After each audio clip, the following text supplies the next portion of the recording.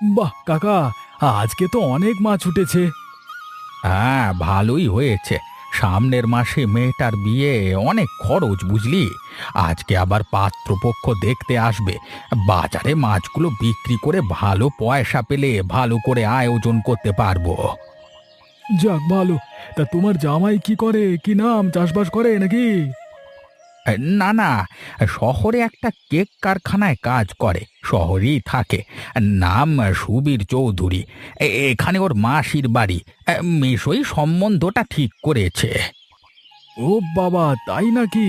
তোমার মেয়ের তো কপাল খুব ভালো, গ্রাম থেকে একেবারে শহরে। শুধু তাই না, ওরা বলেছে শহরে গিয়ে আমার মেয়েকে লেখাপড়াও শেখাবে। তারপরে ও যদি চায় তাহলে ও চাকরিও করবে। তবে যাই বলো, বাড়ির মেয়েরা বাড়ির বাইরে গিয়ে কাজ করবে, এসব আমার ঠিক ভালো লাগে না। শহরের ব্যাপার স্যাপার আলাদা, বুঝলে? আর তাছাড়া এখন কিন্তু মেয়েরাও কোনো অংশে পিছিয়ে নেই। ও সব কথার কথা। সে যাই হোক, মেয়েটা ভালো থাকলেই হলো।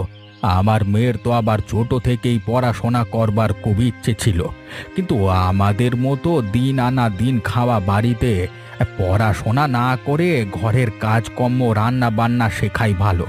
তুইও তো পড়াশোনা শিখেছিস, তা কি হলো? সেই তো বাপের মতো জেলে হয়ে ঘুরে বেড়াচ্ছিস। ছাড়ো ওসব কথা। মাছগুলো এখন বাজারে নিয়ে যাবে তো? হ্যাঁ হ্যাঁ, চল।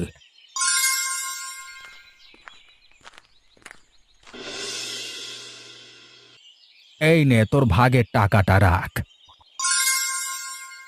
না না, আজকে থাক।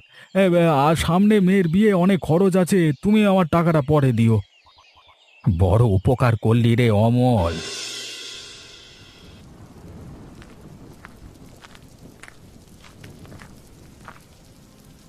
এ কি নিতাইদা, তোমার মুখটা এমন কাঁচু মাচু হয়ে আছে কেন? বাজার থেকে ফেরবার পথে অনেক মিষ্টি কিনেছিলাম, আরে একটা ট্রাকের ধাক্কায় সব মিষ্টি রাস্তায় পড়ে গেছে বুঝলি। আরে এতে এত দুঃখ পাওয়ার কি আছে? আমাদের হবু বৌমা আমাদের জন্য কত কি রান্না করেছে। আপনি আসুন তো, এখানে বসুন। আসল কথাগুলোই তো আলোচনা করা হয়নি। হ্যাঁ হ্যাঁ, বলুন। দেখুন, মেয়ে আমাদের খুব পছন্দ, তাই এক দেখাতেই আমরা রাজি হয়ে গেছি। আমার ছেলে শহরে থাকে, কত মেয়ের বাবা বাড়ি এসে রোজ বিয়ের প্রস্তাব দিয়ে যায়। হ্যাঁ সে তো দেবই, আপনার ছেলে তো হীরের টুকরো। তা দেনা পাওনার ব্যাপারটা আপনারা কি ভেবেছেন? ইয়ে না মানে, আমাদের সহায় সম্বল বলতে এই কুঁড়ে ঘরটা, আমরা কি আর দেব বলুন? আপনাদের কি দাবি যদি মানে? দেখুন, বেশি কিছু আমরা চাই না, তবে অন্তত 5 ভরি গহনা আর 1 লক্ষ টাকা ক্যাশ তো দিতেই হবে। 1 মাসের মধ্যে এতগুলো টাকা আমি আমি কিভাবে জোগাড় করব দিদি? সেটা আপনি জানেন, মেয়ের বিয়ে দিচ্ছেন, এইটুকু তো করতেই হবে, তাই না? সে তো করতেই হবে, এত ভালো ছেলে শহরে থাকে, মেয়ের সুখের জন্য এটুকু করতে পারবে না? আচ্ছা আচ্ছা।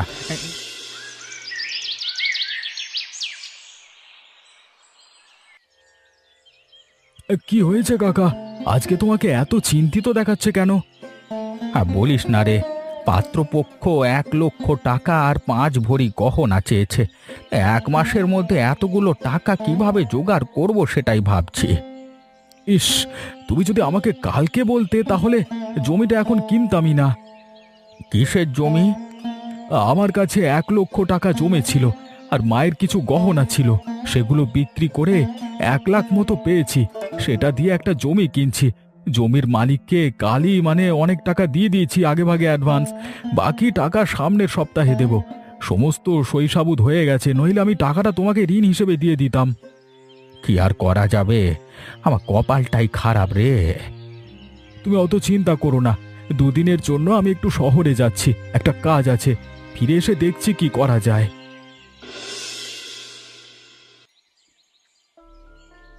অমলের বাড়িতে ওর বুড়ি মা ছাড়া তো আর কেউ নেই।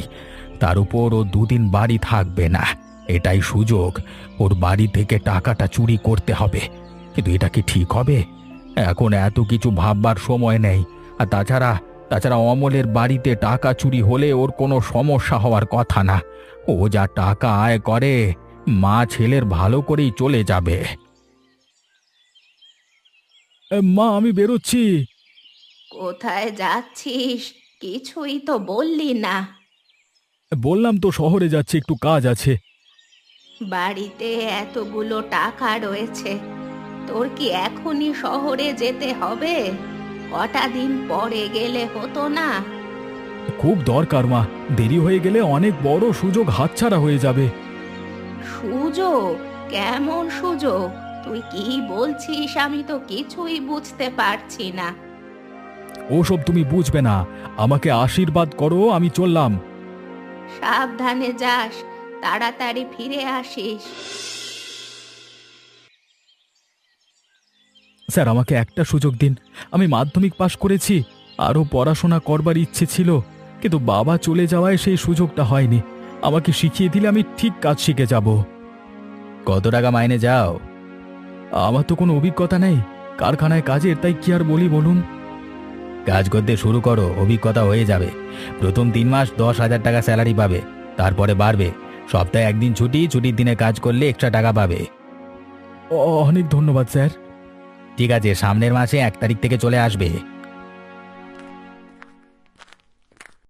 আরে নিতাই কাকাও তো বলেছিল না ওনার জামাই এই কারখানাতেই কাজ করে? একবার গিয়ে খোঁজ নিয়ে দেখি তো। মেয়েটা গ্রাম ছেড়ে এত দূরে আসবে, ছেলেটা কেমন একবার তো খোঁজ নেওয়া দরকার। স্যার, আসবো? হ্যাঁ আসো। কিছু ফেলে গেছিলে নাকি? স্যার, একটা কথা জানবার ছিল। কি বলো? আপনার কারখানায় কাজ করে, মানে ছেলেটার নাম সুবীর চৌধুরী, কেমন ছেলে একটু বলবেন? আমাদের গ্রামের মেয়ের সঙ্গে ওনার বিয়ে ঠিক হয়েছে। খবরদার, ওই ওই ছেলের সঙ্গে বিয়ে দিও না। নেশা ভান করে কাজে আসতো, তাই কাজ থেকে তাড়িয়ে দিয়েছি। শুনেছি একাধিকবার বিয়ে করেছে। কালকে গ্রামে ফিরে কাকাকে এসব কথা জানাতে হবে তো। এমন ছেলের সঙ্গে কেউ মেয়ের বিয়ে দেয় নাকি? দেখ, ফালতু ছেলে কোথাকার সব। আসলে কাকা খুব সোজা সরল মনের মানুষ, ওনাকে বলেছে খুব ভালো ছেলে, উনিও বিশ্বাস করেছেন। আজকাল কারোর মুখের কথা বিশ্বাস করবার দিন নেই। ঠিক আছে স্যার, আমি 1 তারিখ সকালে সময় মতো চলে আসব। হ্যাঁ হ্যাঁ, এখন গ্রামে ফিরে মেয়েটিকে বাঁচাও। হায় হায়, এ কি হলো? সর্বনাশ হয়ে গেল। আমার ছেলের কষ্টের টাকা কে চুরি করে নিল? কি হয়েছে দিদি, কাঁদছো কেন? কাল রাতে একটু তাড়াতাড়ি ঘুমিয়ে পড়েছিলাম, সকালে উঠে দেখি ঘরের তালা ভাঙা। অমলের খাটের নিচে জমির জন্য টাকা ছিল, চোর সব টাকা নিয়ে পালিয়ে গেছে। সে কি কথা, তুমি কেঁদো না, অমল এসে ঠিক চোরকে খুঁজে বের করবে। কি হয়েছে মা? ঘরে চুরি হয়েছে রে, তোর কষ্টের সব টাকা চোরে নিয়ে গেছে। আমি যে শহরে যাচ্ছি সেটা তো শুধুমাত্র মা আর নিতাই কাকা জানতো, তাহলে কি? না না, এটা সম্ভব না। অমল, তুই কিছু চিন্তা করিস না, গ্রামের সবাই তোর পাশে আছে রে। শোনো না কাকা, আমার তোমার সঙ্গে কিছু দরকারি কথা আছে। মেয়ের বিয়ে, বুঝতেই তো পারছিস, আজকে একটু গয়না কিনতে যাব। টাকা জোগাড় হয়ে গেছে? হ্যাঁ, অনেক কষ্টে। পরে কথা হবে, হ্যাঁ চললাম।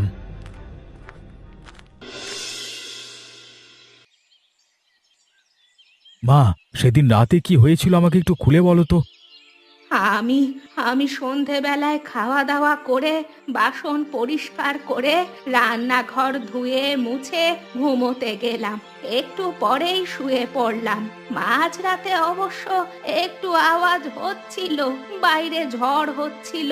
আমি ভাবলাম হয়তো ঝড়ে কোনো গাছ ভেঙে পড়েছে, তার আওয়াজ। ঘুমের ঘোরে অতটা খেয়াল করিনি। সকালে উঠে তোর ঘরে যেতেই দেখি বিছানা তছনছ, খাটের নিচে যেখানে তুই টাকাটা রেখেছিলি সেখানে একটা টাকাও নেই। আমি চলে যাওয়ার পর সেদিন কি আর কেউ আমার খোঁজ করতে এসেছিল বা জানতে এসেছিল আমি কোথায়? না তো, কেউ তো আসেনি। পরের দিন সকালে তুমি যখন কান্নাকাটি করছিলে তখন সবার প্রথমে কে এসেছিল? আমি সকালে কান্নাকাটি করছি, ও মা দেখি নিতাই এসে হাজির, আমাকে সান্ত্বনা দিল। তারপর তো তুই চলেই আসলি। আচ্ছা ঠিক আছে, তুমি চিন্তা করো না। আর হ্যাঁ, একটা ভালো খবর আছে। আর ভালো খবর? কি খবর বল। আমি শহরে একটা চাকরি পেয়েছি, বেশ ভালো মাইনে। সে ভালো কথা, কিন্তু এই যে বাড়িতে চুরি হলো এতগুলো টাকা, সে জমিয়ে আবার জমি কিনতে তো অনেক দিন সময় লাগবে। আমি চোরকে ঠিক খুঁজে বের করব। তুমি দেখো, আমার কষ্টের টাকা আমি ঠিক পেয়ে যাব। দাদা, টাকা জোগাড় হয়ে গেছে। হরিপদ বাবুকে বলবেন অন্য কোথাও যেন বিয়ে ঠিক না করে। না না, ওসব করবার কথা বলেনি। আপনার মেয়েকে ওনাদের খুব পছন্দ হয়েছে, ওনারা ওখানেই দিয়ে দেবেন বিয়ে। আর তাছাড়া আমিও তো বলেছি, আরে ও মিনার মতো মেয়েই হয় না, রূপে লক্ষ্মী গুণে সরস্বতী। তবে যাই বলো, তোমার এলএম আছে বলতে হবে, তাই এ কদিনে এতগুলো টাকা জোগাড় করলে কিভাবে? হ্যাঁ, ধার নিয়েছি গো একজনের কাছ থেকে। এতগুলো টাকা ধার নিয়েছো? সুদও তো অনেক। কি আর করা যাবে, মেয়েটার ভবিষ্যৎ বলে কথা। সেই বিয়ে ঠিক হয়ে ভেঙে গেলে তো পাড়ায় ছিচি হয়ে যাবে। তবে যাই বলো, শহরে গিয়ে তোমার মেয়ে রাজরানী হয়ে থাকবে। ঠিক আছে, আজকে আসি। হ্যাঁ, আরে দাঁড়াও দাঁড়াও, তোমাকে আর একটা কথা জিজ্ঞেস করব ভাবছিলাম। কি কথা? তোমার সাথে বাজারে যে ছেলেটা বসে, কি যেন নাম, অমল নাকি, ওর বাড়ি নাকি চুরি হয়েছে। হ্যাঁ, আমি আমি আমি কিছু জানি না, আমার শরীরটা ভালো লাগছে না, বাড়ি গেলাম। হ্যাঁ, আচ্ছা আচ্ছা ঠিক আছে।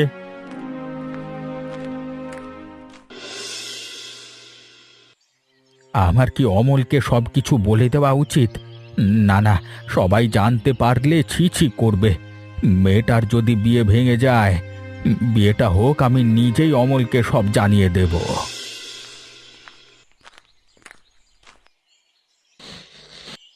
কি রে, চোরের কোনো খোঁজ পেলি? এখনো পর্যন্ত পাইনি। আচ্ছা তুমি পাশের ঘরে বসো, আমি ঘরটা পরিষ্কার করে ফেলি। ঠিক আছে। আচ্ছা মা, তোমার চটি ছিঁড়ে গেছে, আমাকে বলনি কেন? কোথায়? আমার চটি তো ঠিকই আছে। তুই তো গত মাসেই আমাকে একটা নতুন চটি কিনে দিলি। তাহলে এটা কার চটির ছেঁড়া অংশ? চোরের? নিতাই কাকুর চটিটার খুব খারাপ অবস্থা ছিল। তাহলে আমার সন্দেহটা ঠিক ছিল। নিতাই কাকু এমন কাজ করবে আমি কোনোদিন স্বপ্নেও ভাবিনি। তবে আমি নিশ্চিত নিতাই কাকু একদিন নিজের মুখে সত্যটা স্বীকার করবে। হ্যাঁ রে, নিতাইয়ের মেয়ের নাকি বিয়ে? কিন্তু ছেলেটা একদমই ভালো না। সে কি, এমন ছেলের সঙ্গে অত ভালো মেয়েটার বিয়ে দিচ্ছে কেন? ওরা ছেলেটার ব্যাপারে অনেক কিছু জানে। জানিস, আমার খুব ইচ্ছে ছিল নিতাইয়ের মেয়ের সঙ্গে তোর বিয়ে দেব। আমাদের ইচ্ছে মতো কি আর সব সময় কিছু হয় মা? দাদা বাড়ি আছো? হ্যাঁ হ্যাঁ, এসো এসো। একটা জরুরি কথা বলতে এলাম। হ্যাঁ, বলো না। পাত্রপক্ষ আর একটা ছোট্ট আবদার জানিয়েছে। আসলে ছেলের যাতায়াত করতে অনেক টাকা খরচ হয়ে যায়, তো তাই যদি একটা সাইকেল কিনে দাও তাহলে খুব ভালো হয়। আরে এই যাতায়াতের খরচটা বেঁচে গেলে যা টাকা জমবে সেটা তো তোমার মেয়েকে রাজরানী করে রাখবে, বলো? হ্যাঁ, আবার সাইকেল? তুমি টাকা চিন্তা করো না, আমি তোমাকে টাকা দেবো, তুমি আস্তে আস্তে দিয়ে দিও। হ্যাঁ, আর সাইকেল কেনার ঝক্কিও তোমাকে করতে হবে না, আমি এটা কিনে রেখেছি। কাল তো মেয়ের আশীর্বাদ, নানান কাজ, তাই তোমার যাতে একটু সুরাহা হয় তাই আমি আগেই সাইকেলটা কিনে নিয়েছি, ঠিক আছে? আবার ঋণের বোঝা? দিদি, কেমন সম্বন্ধ করলাম বলো? খুব ভালো। দাঁড়া না, এ তো কদিন পর চলে যাবে, তারপর আবার ছেলের বিয়ে দেব। আবার পণ নেব। সঙ্গে এবার ফোন নেব। ছেলেটাকে এবার একটু সুবুদ্ধি দাও, নেশা ভান ছেড়ে একটু সংসারী হতে বলো, নইলে এভাবে আর কটা বউ আনবে?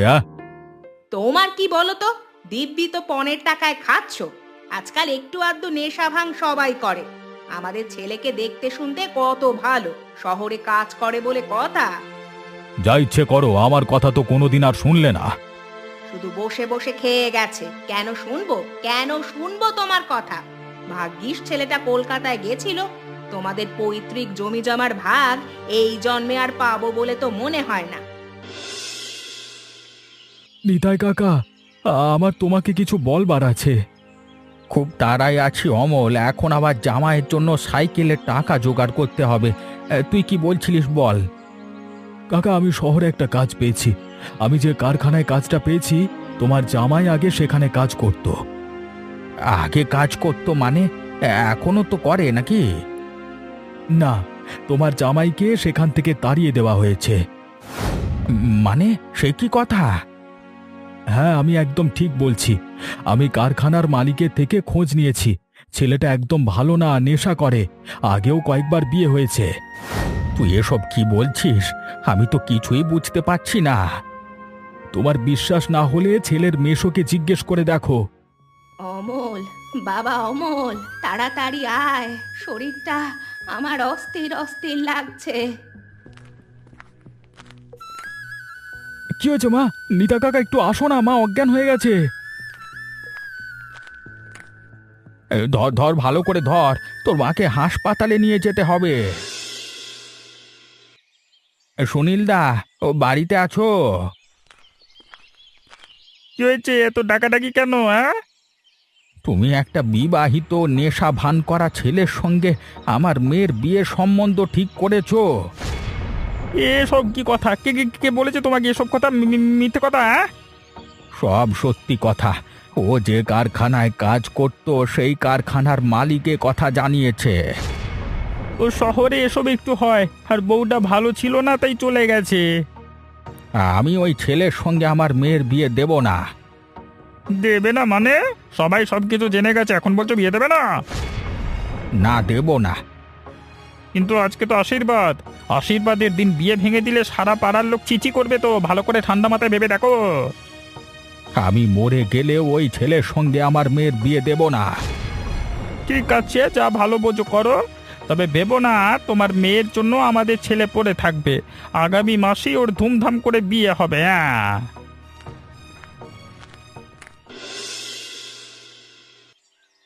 বাবা অমল, আমাকে তুই ক্ষমা করে দে। আজকে তোর জন্য আমার মেয়ে অনেক বড় বিপদের হাত থেকে বেঁচে গেল। আমি অনেক বড় ভুল করে ফেলেছি অমল। আমি কোথা থেকে টাকার জোগাড় করব বুঝতে পারছিলাম না, তাই আমি তোর বাড়ি থেকে তোর জমির জন্য জমানো টাকাগুলো চুরি করেছিলাম। এই নে তোর সব টাকা, তুই আমাকে যা শাস্তি দেবার দে, আমি মাথা পেতে নেব। আমি সবটা জানি কাকা। মানে? আমি আমার ঘরে তোমার চটির ছেঁড়া অংশ দেখেই বুঝতে পেরেছিলাম যে তুমিই চুরি করেছো। আর আমার শহরে যাওয়ার কথা মা আর তুমি ছাড়া কেউই জানতো না, তাই আমি খুব সহজেই বুঝে গিয়েছিলাম যে কাজটা তুমিই করেছো। তবে আমি জানতাম তুমি একদিন না একদিন সত্যটা স্বীকার করবে। আজকে সন্ধ্যায় আমার মেয়ের আশীর্বাদ ছিল, আর আজই আমি ওই ছেলের সঙ্গে ওর বিয়ে ভেঙে দিলাম অমল। খুব ভালো করেছো। তোমাকে আর একটা কথা জানানো দরকার ছিল। আমি শহরে একটা কাজ পেয়েছি, এর মধ্যেই শহরে চলে যাব। জমিটা এখন আর কিনছি না। তোমার যদি টাকার প্রয়োজন হয় আমাকে বলতে পারো। না না বাবা, আমি আর তোর কাছে ঋণী হতে চাই না। তুই এমনিতেই আমাকে অনেক উপকার করেছিস। তুমি এখন বাড়ি যাও, মাকে একটু পরেই ছেড়ে দেব। মাকে বাড়ি রেখে তারপর তোমাদের বাড়ি যাচ্ছি।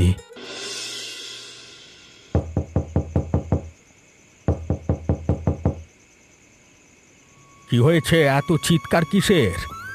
তোমার মেয়ে আত্মহত্যা করতে যাচ্ছে, দরজা বন্ধ করে রেখেছে, দরজা খোলা যাচ্ছে না।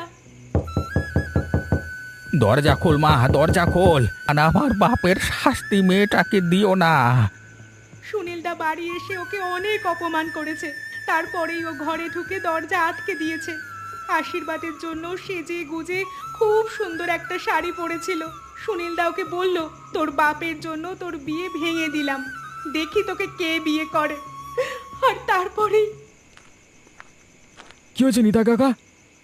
অমল, আমার মেয়েটাকে বাঁচা রে বাপ। এই দরজা খোলো।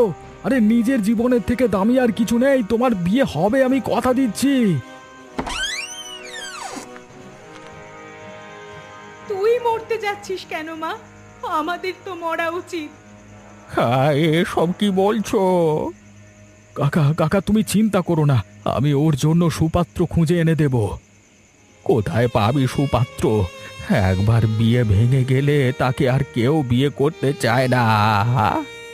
আর যদি আমি তোমার মেয়েকে বিয়ে করতে চাই? তুই?